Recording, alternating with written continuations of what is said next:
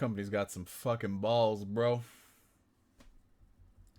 And now that we've officially demonetized ourselves and made it unsuitable for advertisers, we can get to the fun. What's going on, people? It's your boy Neo back at it again for another long-winded discussion. I don't know where to begin. I don't know where to begin. I really don't. The best way I think I can intro this video is describing to y'all my interpretation of what Square-Enix did with this game. So basically what they did was they set up a hall at like Comic-Con or something, right? They said it was a celebration of the entire Final Fantasy franchise. And they got all the fans in there, all hundreds and thousands of them, right? And they were just like, all right, wait, we have a big ass surprise for y'all. And they basically hyped it all up and everything. And then up top, what you see is just multiple bags of grenades. They pulled all the pins at once. They locked the door shut. They broke the lock. They melted that shit down. They said, Merry Christmas, fuck you, have fun. And they just got on their jets and they booked it back to Japan because that's literally what they did with this ending. I am not being over dramatic, at least not more so than usual. All right, so, this is uncharted territory. We're in uncharted territory right now, people. Like, the canvas, you know, people are just saying it's a wide open canvas now. No, you know what they did with that canvas? They took that canvas, they freaking karate chopped that canvas, and they said, you know what? Now we can have fun. Go. That's literally what they did. But you know what? Let's bring it back. Let's bring it back. Let's talk about how we got there. Alrighty. Okay. So, as I'm sure y'all have surmised, this isn't going to be the most coherent discussion on the internet. I'm not going to be listing off all the things that got us to this point with the ending and just all the little subtleties that exist if you went back and rewatched all the scenes.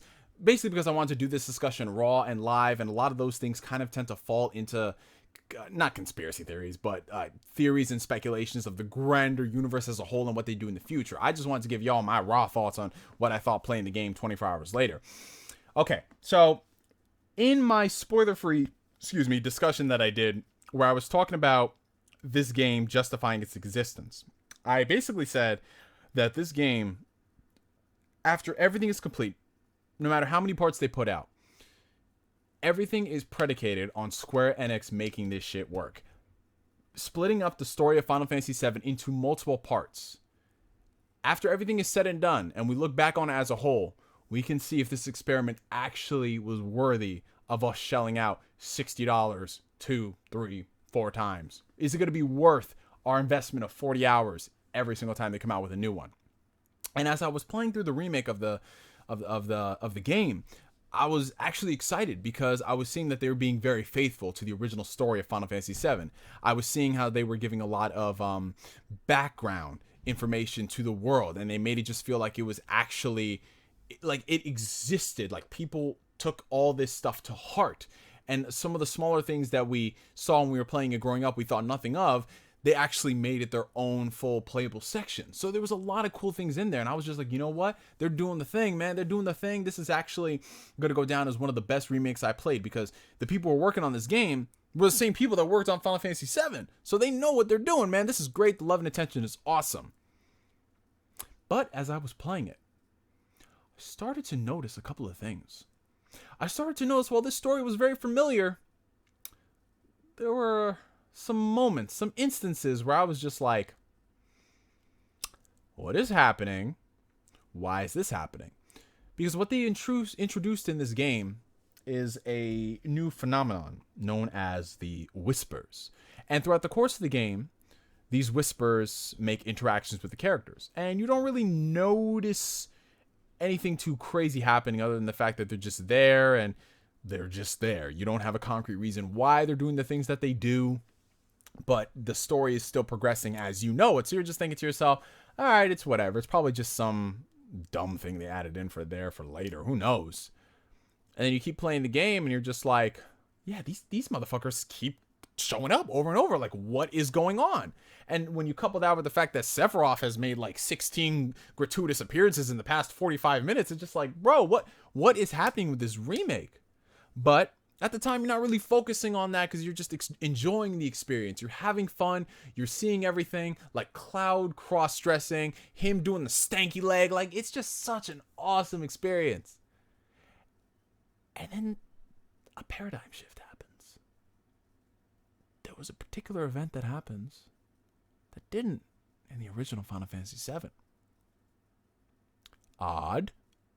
But you think nothing of it because it was just a small change. And remakes, of course, they're going to change some things. Come on, you can't expect it to be 1-to-1 23 years later. Whatever.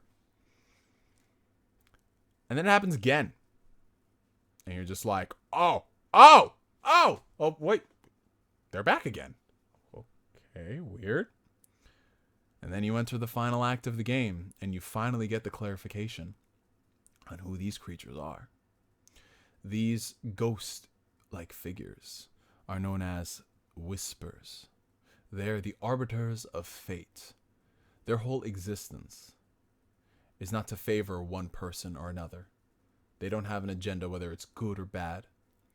They're there to preserve the flow of destiny, to make sure that the story of Final Fantasy VII as we knew it continues as the way destiny has foretold. That is their whole existence. They're basically there to make sure that what we remember playing, that's what we're going to get. And then as you progress throughout the game, you finally see the reason as to why Sephiroth keeps showing up time and time again. Again, another reason, like, why is Sephiroth in here? Like, we heard the, at the time, BS excuse of why they included it. They were just like, well, everybody already knows who Sephiroth is, so I don't think you can really hide him because you know he's coming. I'm like, yo, there's like millions of people who are going to be playing this who haven't played the original game, so why are you showing him up in every other chapter? It makes no sense. And then he shows up at the end, and you're like, whoa, what the hell is happening? And yeah, you get an explanation. Because this man Sephiroth, right? This guy Sephiroth.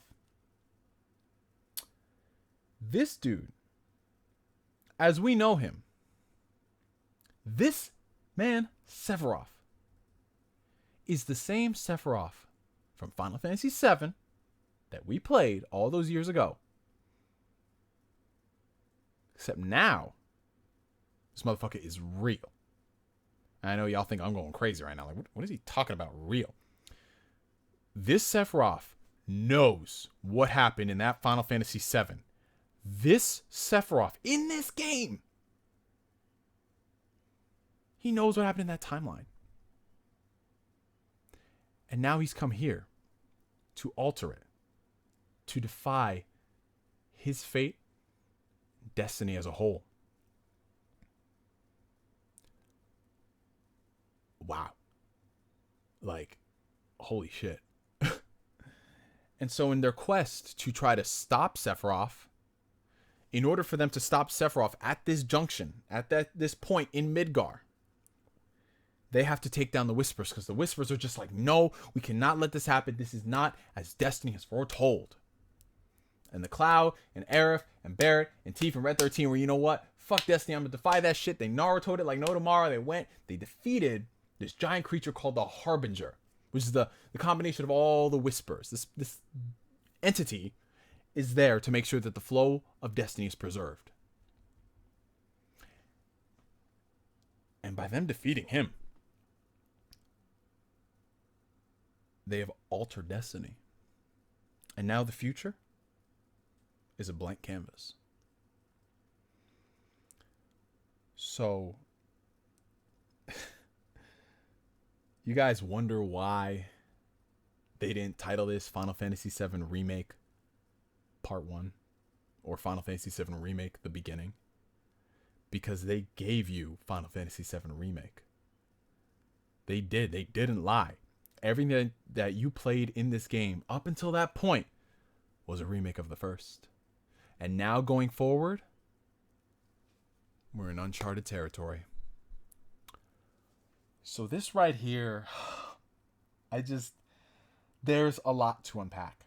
There is a lot, because by them defying destiny at that point in time, okay, by them basically doing stuff that they weren't supposed to, they have fundamentally changed the course of time. Everything that we thought we knew was going to happen in part 2 and part 3 leading up to the final encounter, we don't know that anymore. We don't. Literally, they could craft their own story with all of these characters We can get to see these characters in different ways and different scenarios, and they aren't tied by the original FF7 story.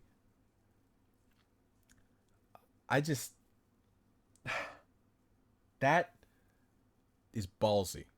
That is really ballsy. And it's something that we don't see done too often. When you get into the topic of remakes, right? Especially for such prolific and influential games, the discussion always comes up. Do you want a one-to-one remake? Or do you want something that has the heart, soul, and spirit, but they do different things? The Resident Evil 2 remake is not as one-to-one as a lot of people think. Oh, sure, it's damn close, yeah. But they do incorporate a lot of differences, right? And not just game design differences because it's 2020. They do different things.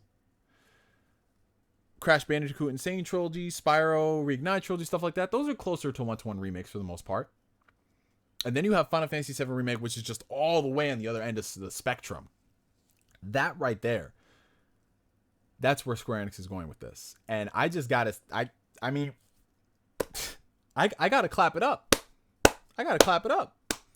Because I did not expect them to do that at all. Especially with the franchise like Final Fantasy VII. Not Final Fantasy. Final Fantasy VII, which is an institution in and of itself. For them to go ahead and do that. The one thing that they cannot screw up. Because they could take mistakes on a couple of their other games here and there. But Final Fantasy VII, the game that people, even if they don't play games like that, they've heard of Final Fantasy VII before because it's synonymous with PlayStation. For them to go and do this, that takes a lot of balls. That takes a lot of courage. So I know a lot of people are wondering, what do I think about this whole situation? Because the discourse online has been very up in the air. It's split down the middle. Some people love it. Some people hate it. If I'm being 100% honest with y'all, before I get into like the theories and the speculations part, which would be the later portion of this video, I didn't mind it at all. I actually liked the ending, which I know is going to sound very strange considering who I am and the critiques that I've leveled towards like Final Fantasy 15 and Kingdom Hearts 3. But I'm cautiously optimistic about this. And I will give you all my reasonings as to why. Okay? So, unlike most people who are just like speculating that, well, this remake is going to be great because we're going to be getting X, Y, and Z, or this remake is going to be bad because blah, blah, blah. I'm excited for this because I think it's in a better situation than a lot of people expect it to be. The people who are working on this game are a lot of the same folks who worked on the original Final Fantasy VII. Of course, Tetsuya Nomura is back this time as the main director, even though he's working with other guys too. The main writer back then has returned, and he's the one who wrote the story and he supervised everything. So when you have all these same people, and the main guy who directed it back then is also producing this one, you've got to think they've had discussions about this before, especially with an entity like Final Fantasy VII and how big it is. The potential for them to screw it up is extremely high. And I know there's the ongoing joke about Tetsuya Nomura, and the reason why this game is the way it is because of him and his influences. Listen, I'm not going to sit here and say that it couldn't end up a train wreck because Nomura is attached to it. Because it is very, very true that could happen. Because look what happens when he took more of the control of the Kingdom Hearts in terms of the story. It starts to get very janky. And whether you like the franchise or not, I enjoy it. That story is convoluted as hell. That doesn't mean you can't enjoy it. That just means that to the general populace, that story is just why. Literally. And that's not a bad thing. Before people go crazy saying, you a hater? Kingdom Hearts hater? Really. Anyways. Nomura's working on this. While he's not the main writer of the game, he does have a lot of influences. You know, he has final say on a lot of things, and he incorporates a lot of his vision into this. But if he has this team of people to rein him in, and he can help make this shit work, like I said, we are potentially in for something we've never seen before. This could potentially be something we've never done before. And on some level, I get really giddy and optimistic about the future. And it opens up another dialogue entirely. Because a lot of people were saying like, oh, it's bad that they're splitting the game up into multiple parts because that means they're going to stretch out the story. And we already know what's going to happen. Well, if you already knew what was going to happen, then why are you concerned about them doing something completely different? You know? Like, I'm willing to give them the benefit of the doubt in this scenario. provided they can stick the landing. I'm excited to see what happens if they can continue giving the development for these characters going forward, if we get a lot more of that. And who's to say some different things might not happen? So that's my official stance on it. I'm excited about the future and where it will go, but I am still cautiously optimistic because of what we have seen before in the past with Square-Enix and how they do try to get kind of cockamamie cuckoo. Okay? Now we're going to go into like the spoiler-filled discussion section. We're going to be talking about a couple of theories that people have online. None of these are really confirmed whatsoever, but it does lend credence to a lot of the stuff that has happened. So one thing that I really found interesting, and this is something I noticed as I was playing through the final section of the game, when you're fighting the Whispers, I don't know if it's just me, but I think they have a bigger representation other than just being the arbiters of fate. Okay? So there's two schools of thought when it comes to the Whispers. There's one school of thought I like to think where when you're fighting them, the main Harbinger splits off in those three different Whispers of like different elementals. And those Whispers look very interesting because they have more of a humanoid figure attached to them. And the weapons that they use, a sword, projectile, and fist. Not too dissimilar to our main protagonists, Cloud, Barrett, and Tifa. Could you potentially have been fighting versions of yourself in some capacity when you were trying to take down the Harbinger and defy fate? Is the Harbinger and the Whispers some type of metaphysical representation to the fans and not wanting things to change? Wanting it to stay on the same course? Someone like Sephiroth. Sephiroth, like I mentioned before, knows everything now. Because he already knows that timeline and that experience. So, literally, this game is not Final Fantasy VII Remake. It's not Final Fantasy VII Reboot. It's Final Fantasy VII Reimagined. Because that's exactly what it is. This game, its whole existence is predicated on the original Final Fantasy timeline existing, because you start getting flashbacks of things that happened throughout history and things that happened in the future. So in a weird way, this game exists in its own little pocket, while the original Final Fantasy VII exists in its own little pocket. And Sephiroth is freely able to go between them somehow. What else is something that was actually really interesting? Okay. Now this is like spoiler territory. When you get into the concept of however he's transitioning through these areas, I know a lot of people think it's time travel. I personally don't believe it's time travel, because they start throwing things in your face that show that it's like a different universe. There's one particular scenario that involves a character who, if you play Final Fantasy VII, you know he's a very integral character, pivotal to Cloud's development. So much to the point where he's been featured in multiple supplemental material, Kingdom Hearts cameos. He got his own spin-off game. We see him here. And that character is none other than Zack. Zack survives his final encounter. Zack is alive. Just think about that for a second. Zack and Cloud are both alive. What implications will that have? Now, from the looks of it, it did not look like it was the same timeline. It didn't. So it's probably a different timeline. But we know that the Whispers do have the ability to go to like different universes and pockets where all that stuff has. So there's probably little subtle differences that exist that they're willing to allow, so long as we all get to the same endpoint. But yeah, something like that is a particular moment that kind of bothers me because of Zack's character and him dying. Zack dying is kind of like Cloud's Uncle Ben in a sense. You know, it was so pivotal, I said it again, to Cloud and who he becomes. So For them to have him alive, that's going to fundamentally change Cloud as a character. Unless they do something stupid where they're just like, oh, we'll kill him again and we'll give him the same type of story, you know, like that sort of thing. Again, one of the reasons why it could potentially backfire on them. But you notice something when you're watching that final cutscene. As he's walking back towards Midgar with Cloud on his shoulder, he crosses paths with the characters from a different time in a different universe. And there's a fleeting moment where both he and Aerith, it's like they just connect. And as you know, Aerith, things are not how they appear with her. She just feels him. She senses him. Considering that she can sense people who return to the live stream, people who are stuck in limbo, things like that. What if she knows that he's alive in that universe?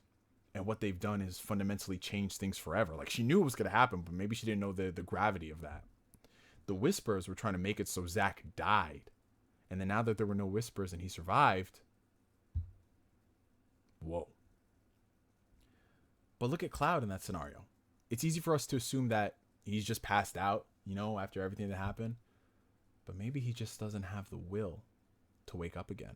Maybe he's stuck in between and can't wake up. And if you've played Crisis Core and you know how he wakes up, and if you've played this game and you find out what happens with Jesse's father and how he's just stuck in this state of limbo, I'm not saying they related at all, but it's possible. It's possible. So, yeah, there's I could sit here and speculate on everything that's happened, but those are a couple of things that I found were personally interesting and entertaining. It's something. It's definitely something, you guys. I'm not gonna sit here and like try to convince you otherwise, saying this is good for gaming, this is bad. But I, for one, am excited on the potential of what could happen. I'm willing to give it a benefit of the doubt, like I was willing to give this game a shot. And if the next part comes out and it's very good at continuing on with this, I'm gonna be happy. But if this whole thing blows up in their face in the end, oh, you will see me ranting about that on camera. It is what it is. That's who I am. Anyways, from me to you for now, my name is NGS signing out. Like always, we'll catch you guys later. Peace.